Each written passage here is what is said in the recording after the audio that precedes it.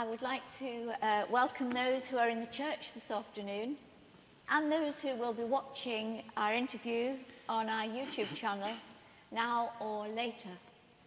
My name is Lorna and I'm a member of the ministry team here at St Peter Mancroft Church. There has been so much done in and around Norwich to support, help and encourage people during the COVID-19 pandemic. And on Wednesdays in March, I'm talking to just a few of the excellent people about what they've been doing, what they've been providing.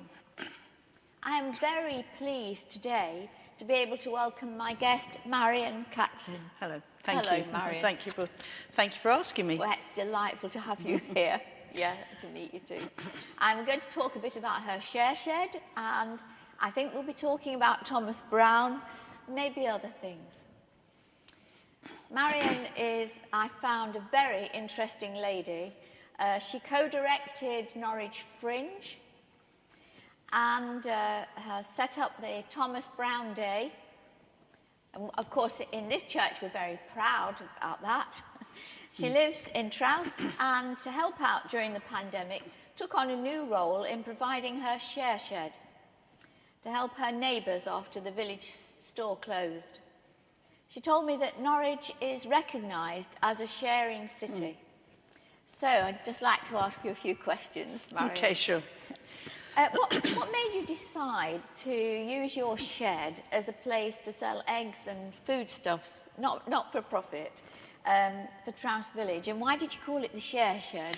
Well, it wasn't really so much of a decision as I suppose an extension of what I've been doing for a while, which is for my immediate neighbours just buying. I normally buy things in bulk myself. I used to run a Whole Foods shop in my youth, and I think it's a habit that's persisted. I don't do very well buying 500 grams of this and 500 grams of that. So I tend to buy flour, lentils, rice, that kind of thing in big sacks, and I'm lucky enough to have space to store that kind of thing. So for a number of years I've been buying and sharing with my nearest neighbours, and they just come and help themselves if they want a kilo of onions or potatoes or something like that. So anyway, when in fact it wasn't to do with COVID, but the Trowse Village shop closed last February, just because it closed. The people that were running it just stopped trading, and I used to always buy my free-range eggs from there, and so I thought, well, I'll go directly to the farm and ask them if they, if I can buy them from them. Farm's at Hempnell, and there was a label on the box, and so I sort of phoned them up and found that they would deliver 15 dozen eggs. By that time, the pandemic had started to, become apparent. I mean, it's exactly a year ago, isn't it, now? And so I thought, well, if I'm in that position, I didn't really want to drive out there to pick them up, and I thought there must be other people that are missing the eggs from the shop. So I put a message up on the Trowse Village News Facebook group. Before I knew it, I was getting 25 dozen eggs every week, mostly to order, so people generally tell me what they want. It's stayed fairly steady. I've been doing it now for a year. And I started off actually putting them in the back of my car, because where we live is quite safe, and I haven't got a valuable car. So I just put them in the boot of my estate. Then people would come and lift the boot, put the money in the tin, take their labelled eggs. And that meant it was sort of contact-free. They could just come in through the gate, and they didn't have to knock on my door or anything like that. So that's how it continued. And then, of course, people couldn't get flour, they couldn't get yeast, they couldn't get rice, they couldn't, so I just put more and more things available for people to come and buy from me, really.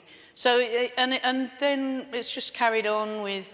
So if I find like a bargain, if I find a sort of tray of lemons or something, then I buy those and I tell people I've got lemons in, and So it's very low risk for me, because it's to a very limited number of people. And I called it the share shed because, I don't know, I think I've got a background in graphic design and branding, and so a catchy name, it's a share shed just seemed to... I really like it. It's officially on the Facebook group that that I work with now to take in orders is called the Trouse Eggs and Stuff Share Shed. So it's eggs and stuff, really. So That's really yeah, good. that's it. I think it just stems from a kind of something that's inbuilt, I think, that makes me want to just share what I'm doing with people, and it seems to make sense rather than everybody having to go off and get their own things. Certainly does. I think you must have been a lifeline during that first lockdown. And I know you still have, all the goods. And how do people get in touch? They use the Facebook?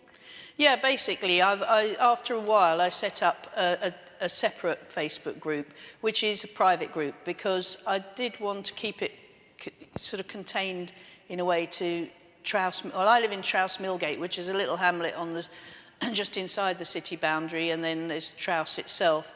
I mean, what's been brilliant is it's enabled me to get to know people in Trouse so much more than I did, even though, we live in this little liminal place between Norwich and Trouse, and I've always rather faced towards Norwich. Norwich is my city, but the lockdown has really provided that sense of community to the extent that I'm now involved with the Trouse neighbourhood plan, and thinking a lot about how to retain the character of Trouse as it was one of the first model villages in the country, in fact. Really? Yeah. Before Bourneville and Port Sunlight, about 50 years before Bourneville and Port Sunlight, in fact. I didn't know that. And I think it provides a sense of community that is, it was a model village in the Industrial Revolution. I think it could now be a model village for the 21st century of sharing and of, sort of people helping each other, and of neighbourliness and a sense of community, which is definitely there. That's right. It's a lovely village. I was interested to hear about your ideas about sharing. And I was impressed that you were thinking and writing about sharing and a sharing economy in 1990, really. And in 2019, the Global Sharing Cities Alliance recognised Norwich as UK's first sharing city. I don't know how many people know that. I didn't know that. No. I didn't know that Norwich was the United Kingdom's first sharing city. So that's quite remarkable. So what are your views about economic sharing and how we should be doing it and how it should work? I think it makes a lot of sense to me. It's something that I think I've always, as I say, I think I've always done, I don't know, sort of instinctively maybe. My mum was brought up in India, and I think in India there's a big sense of community and family and village life in a way, and I think somehow that's sort of passed on to me.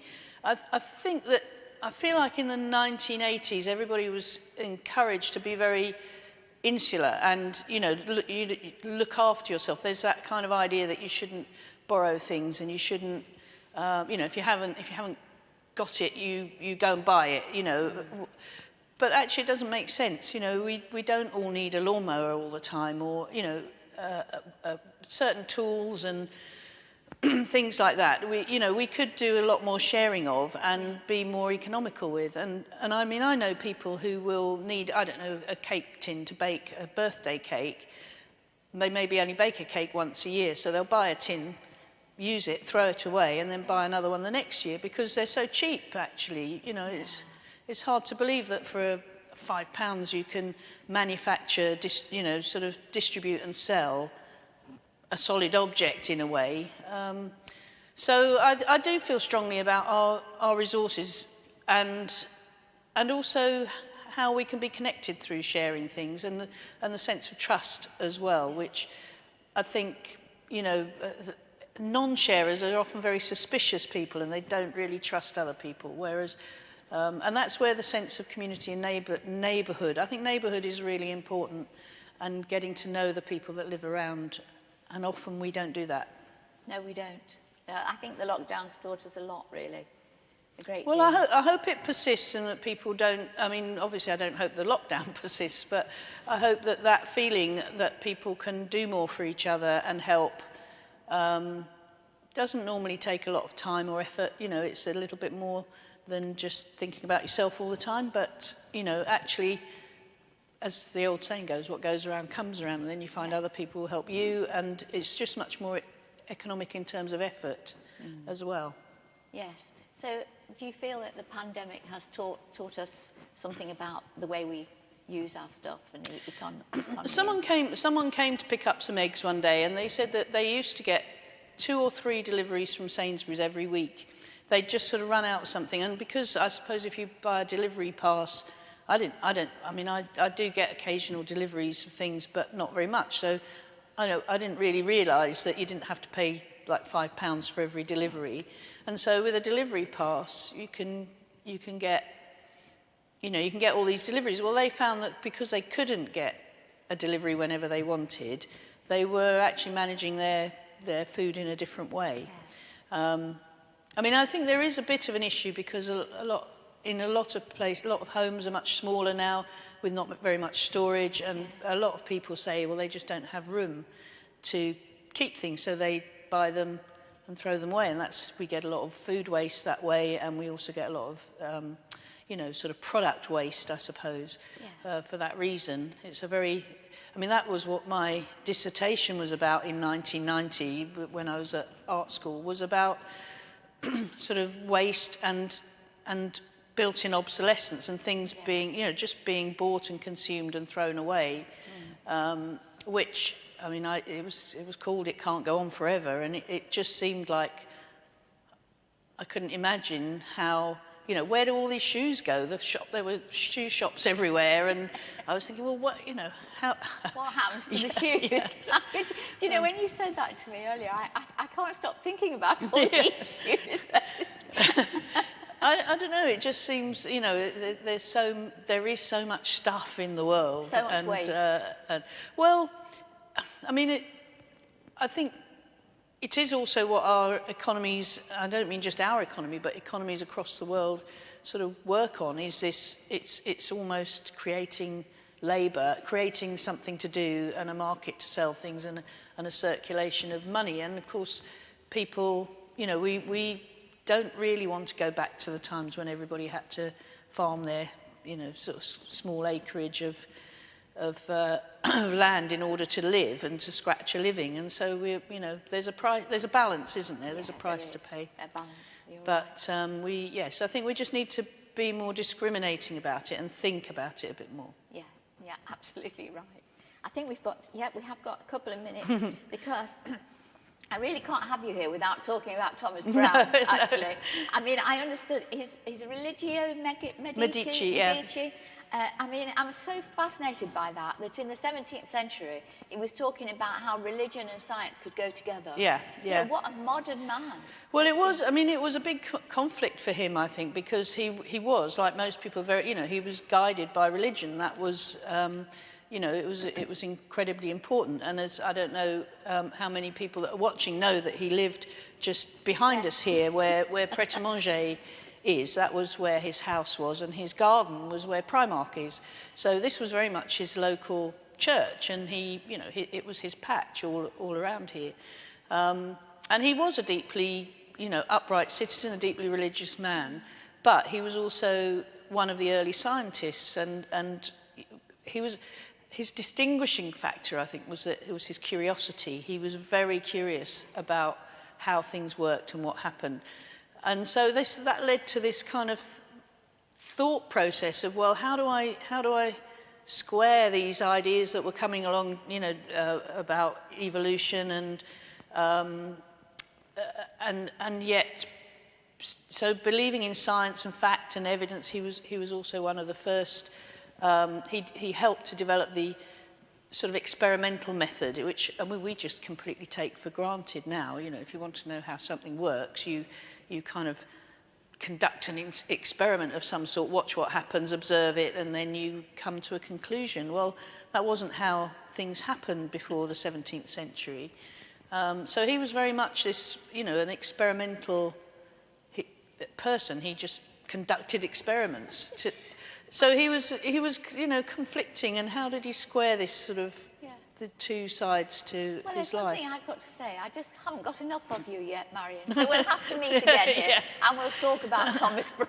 I think he does deserve particularly as we're sitting here in, very much. We're surrounded by Thomas Browne we are. here. So and not that many people know too much about him in Norwich, so it's... So I've really got to, we're coming to an end now, and I'm going to say a prayer, but Okay. I just want to thank you. It's been a delight. Oh, to it's speak to my you pleasure. today. It's my pleasure.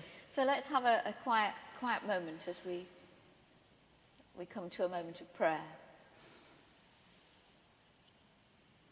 Almighty and merciful Father, you show your love to all in your creation.